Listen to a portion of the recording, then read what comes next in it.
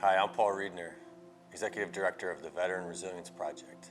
We're here because there's a crisis going on in Minnesota, a crisis of community.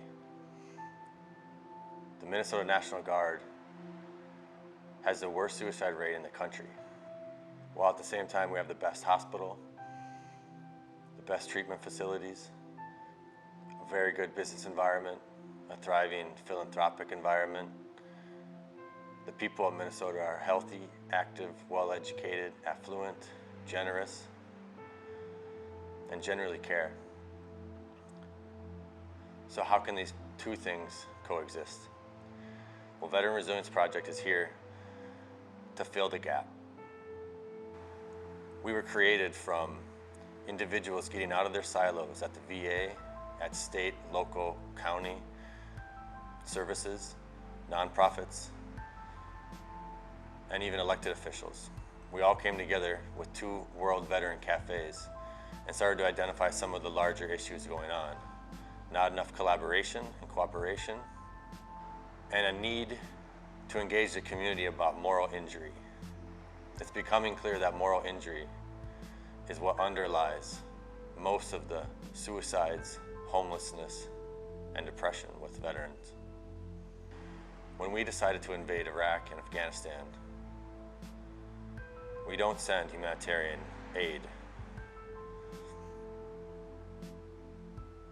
Every American brings the trauma of war and the trauma of the military back home with them, back to each city, back to each neighborhood, back to their homes, back to their basements, their bedrooms, their cars, and it becomes much harder to find them. That's why we set up a network of 20 EMDR therapists all around the state of Minnesota. And in our pilot project, we had 27 veterans, and 73.5% of them no longer have PTSD or suffer from the symptoms. It treats military sexual trauma, combat stress, and moral injury. Moral injury is a tough one to grapple with, because what comes with moral injury is shame. And the one thing that shame cannot survive is empathy.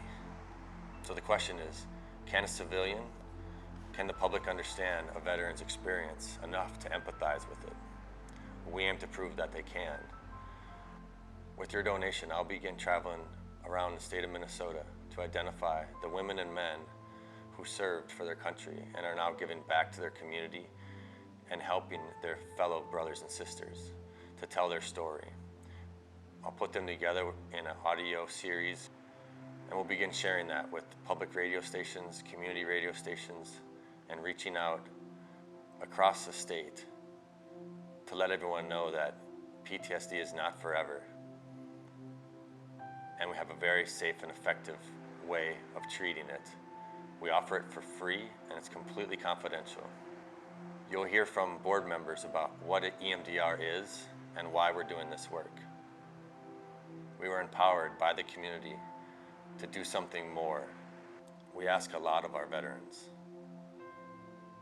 and I think it's probably time we start sharing that burden that falls on the family to navigate a system that was unprepared, to help the veteran understand that we care and that we accept our responsibility. Thank you.